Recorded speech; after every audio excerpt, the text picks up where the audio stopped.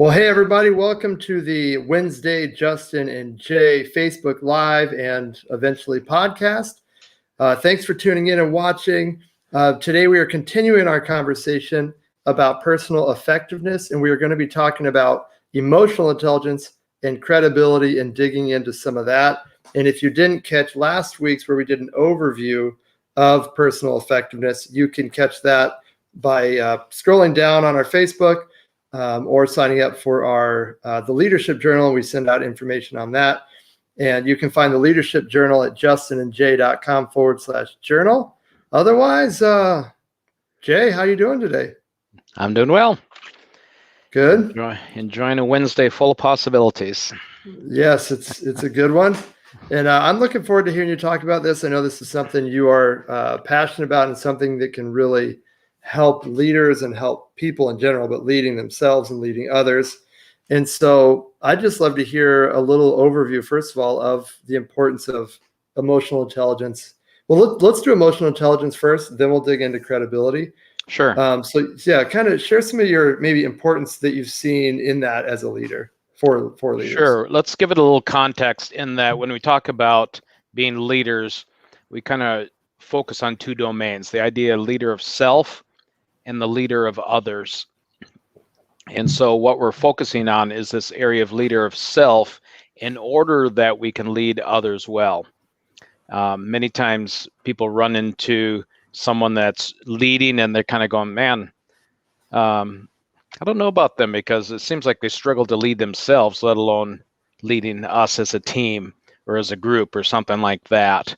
And so many times, the attention has to be given first in ourselves. How do we lead ourselves? And if we were to sum that into just a single statement, we'd talk about consistently getting the right things done with excellence and with others. Okay. And if you boil that statement down, which encompasses a wide view of things, which we're going to dig into today, we would say it's effectiveness. If it's one word, leading self is about effectiveness. Consistently getting the right things done with excellence and with others. And so anyway, within that, we're starting to break down this idea of effectiveness into 6 areas. And that's what we spent last time together talking about, from emotional intelligence and credibility. And then we looked at decision making and a collaboration, and then taking action. Action is so much about effectiveness, not just big ideas and thinking about things, but really getting things done. And then the idea of renewal, the ability to not be a one-hit wonder, but to be able to deliver great outcomes, great results on a regular basis because of renewal going on. So that's the big picture. And now this idea of focusing in on leading of self. And so 2 of these big contributors to our effectiveness we're going to look at today, one of them being emotional intelligence. And emotional, a lot is given to IQ, the idea of your intelligence quotient, your IQ, and there is something to be said for somebody to be able to be smart and to be intelligent. But they're finding more and more the real impact for leaders is more their EQ than their IQ. And in that emotional intelligence, you can kind of break it down into 4 areas. In that, especially if you dig into the material. By the way, Daniel Goleman wrote a lot about it. You can go into Harvard Business Review, 10 must-reads on leadership and find things on it. Obviously, there's books out there entitled Emotional Intelligence, and probably one of the more recent works is Emotional Intelligence 2.0. It's probably one of the better places to spend some time if you want to dig in. And you can certainly go online and find summaries. If you don't want to read a whole book on it, you can find summaries around the idea of emotional intelligence. So we can dig into these 4 areas. But anything you're thinking of, Justin, before we dig into the 4 areas of EQ? Yeah, I was thinking actually about how when you're a leader, you sometimes, if you're not emotionally intelligent, you're not seeing what's going on, but everybody else is seeing it around you, right? Everybody else in the team could probably be like, They can pick out Right. this issue, but if Yeah. the leader's not wise enough, they can't see it in themselves. They can't see that they're micromanaging, or they can't see that they're,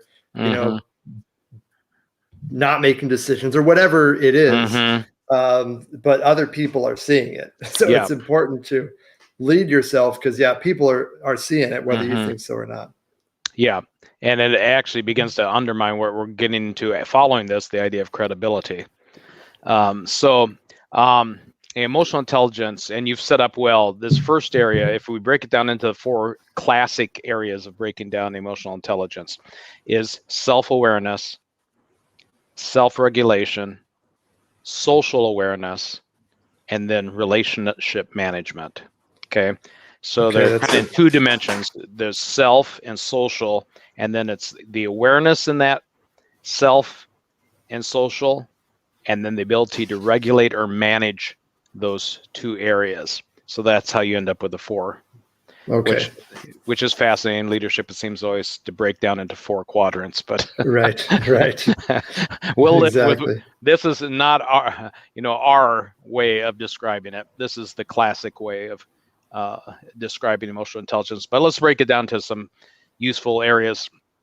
So self-awareness is the big one. And frankly, for a lot of people, even if they just got the 1 out of the 4, they would make just tremendous strides in their effectiveness. In fact, many people involved in leader development, if they're going to break down to the 3 to 5 big ideas in leadership, self-awareness will show up on that list. Usually it's about your influence, it's about your effectiveness, and it's about your self-awareness.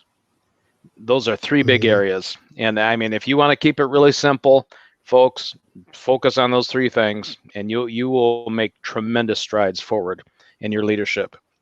So self-awareness, this component under emotional intelligence, is a big deal. And that is our ability to really understand ourselves and how we tend to respond and react in certain situations, how we tend to make our choices, our judgments, and so on, and just becoming more and more self-aware. Good news is there's tons of tools out there to get to those places, whether you're talking from the most obvious ones like strengths finders and things like that, and Enneagrams and DISC things. You can become more and more aware of yourself through these assessments and things like that. One way. One is just in relationship with people that you trust, asking them, what do they see?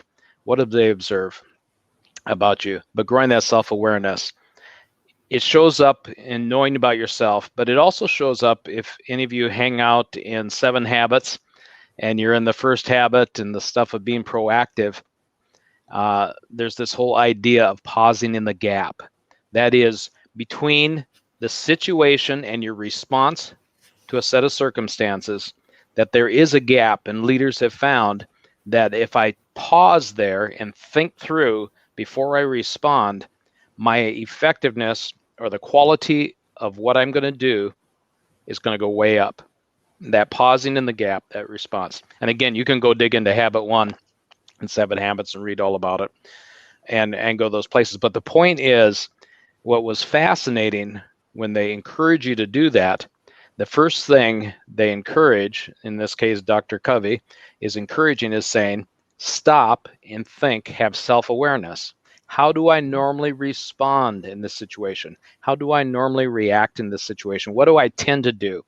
And then think through, is that really effective? Or is there a better way? And to use your imagination, is there a better way? There's another way to approach this. And self-awareness. So this self-awareness shows up certainly in lots of different areas and is very central or core to being effective as a leader. Great. Well, and I had mentioned last time, but I want to mention this time, is I think this is one of the most important ones too, because if you can't be self-aware, you don't know the other areas that you need to improve to be effective. Because we talked about the credibility, decision-making, collaboration, action, renewal, but it takes a self-aware person to say, I'm burning myself out, I need to renew. Or why am I struggling making decisions? There's some block there for decision-making. Why is that? And I think to me, this is so important to understand, to start looking in, like, why do I think the way I think? Why am I making this decision? Why is this happening? And just starting with that question, you know, why do I think this way? Why am I doing it like this? Can uncover a bunch of these other things that then you can go, oh, you know, there could be, and I think it can be scary for all of us to dive into too deep inside, because we can uncover some scary issues that have been holding us back for years, right? Yeah. And so being brave enough, I think it's the first step, being brave enough to say, okay, I'm going to be willing to introspect long enough. I think that's why we keep ourselves busy sometimes too much. If we stop too much I think to think, that's very, very accurate. I think that's very accurate. Why there's so much busyness. Right. I agree. Because then we're scared of what may come up. But it's those places that get healing. And then when we're a healthy leader, we can be more effective outside. Good places to look, certainly in quiet times and reflection. And those that like to take time spiritually to reflect and to contemplate and so on like that can be very helpful, very useful in that. Certainly with trusted friends, you know, asking them to speak into it and help you, or some type of advisor, coach, or something like that can be helpful in this also. You don't have to do it by yourself, but you can, in yourself, take some time and make progress in this area too. In your journal you wrote, you kind of kept this in mind. You have a lot of areas in there that people can type in and kind of reflect on that, right? Yeah, we certainly encourage that. If you want to make some steps forward, is to sign up for the Leadership Journal. In fact, I just got an email just before I jumped on here. Someone, he said, I just signed up for the Leadership Journal, and they were all excited. So they gives you a chance over the space of 14 weeks to do some thinking, some contemplating, to put down some thoughts out of reading some insights and some reflections that we have there for you. But it's more for you to begin to capture your thoughts and your commitments to making some steps forward in this area. So yes, we do go to those places in the journal. And this is a journal that you can access by, I put the link, if you're on Facebook or YouTube, you can see it. It's justinandjay.com/journal. And it's a week-by-week journal for 14 weeks. You sign up and you'll get a 1-week episode every week for 14 weeks. So if you want that, you can go get that. So yeah, what else, Jay, do you think? What's a practical way if somebody's just kind of starting this going, what are those next practical steps for them to take to dig into this? Yeah, so the first big area under EQ, and by the way, EQ is short for emotional intelligence. So the first big area is self-awareness. So in that is growing that awareness, but then that self-regulation. What are some things you can do? And we've mentioned a few already, where you're taking some time yourself to think through where you're at. Why do I do what I do? Who am I doing it for? Those types of things. And in that, there are times where you want to certainly reflect, interact with others on this and grow up. But the self-regulation is also the second area, is actually saying, what can I do about this? And so sometimes you want to grow that with the assessments or planning times where you set aside to do this, and self-regulation. And if you jump into the EQ material, emotional intelligence, the books or assessments like that, they have some neat strategies and things around this. So certainly encourage that as you look at not just being self-aware, but self-regulating in yourself. Oh, one of the big ideas around this, a lot of people talk about being predetermined, that things are predetermined because of their DNA, because of their upbringing, their education, their environment, everything around them, and predetermined. And again, recognizing that in this, you are not predetermined in your responses. You may be predisposed, and that's important. That's why the self-awareness comes out. You may be predisposed because of your upbringing, your education, the things in your early childhood, your DNA, and things in the past. You are predisposed, but it's not predetermined. And you can begin with, again, there's a gap between stimulus and response, between the circumstances that you're experiencing and how you respond to them. And this is where effectiveness goes up, when leaders begin to take responsibility for their responses, because they have choices to their Say that response. again. I like that phrase. I think that's powerful.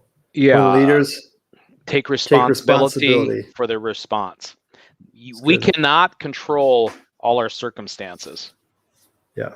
Okay, we cannot. There's much beyond our control. And we'll talk about influence in a little bit, and that and where we go there. There's things within your influence, but your control is a very small circle. So in that, but we can take control of or responsibility of our response to the circumstances.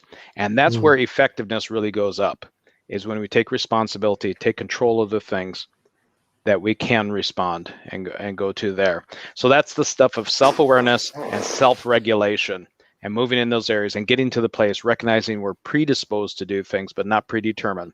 And I can take control and responsibility of how I respond to situations.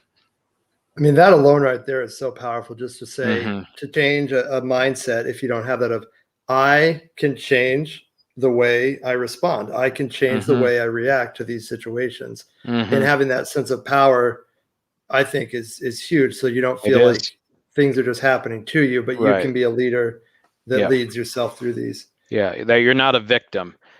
Yeah. Our outlook on life changes dramatically, like you said, our mindset, if we think we're a victim of our circumstances. Yes, things are impacting us, but we can choose our response, how we're going to respond to something. And Mm-hmm. I think we're not going to get to the next one today because this is so important. So I think we'll have to push off Credibility. to next time. It looks Yeah. like we'll have to do a whole episode on each one because it's so good. Yeah. So if That's you're good you're news. listening, next week we'll do it Wednesday at 12 Central. We're going to do credibility and we'll dig into that. But I just had a story that popped to my head about this and how it's really tangible to leadership. So multiple months ago, we had a new staff on board, and in both of us, so we've gotten along all incredibly. We just had one issue at the beginning where there was this miscommunication of this issue where I originally thought I told him to do something, but then something changed and I didn't communicate well that it didn't change.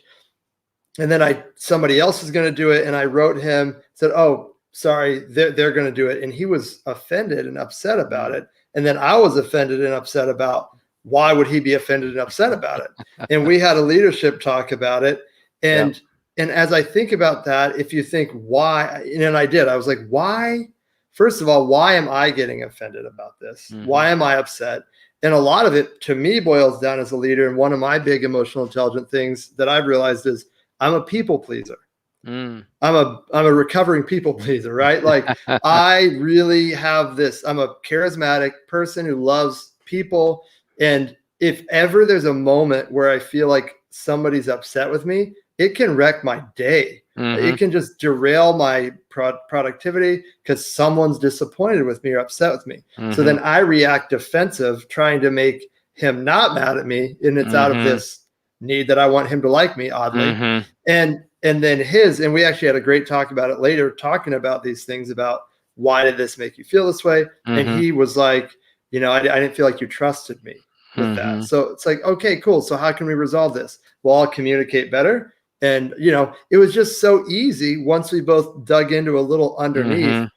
And I think so much conflict can happen within a workplace because and a lot of it's this, systems are easy to fix, but it's usually the underneath emotional stuff that happens that really derail a team.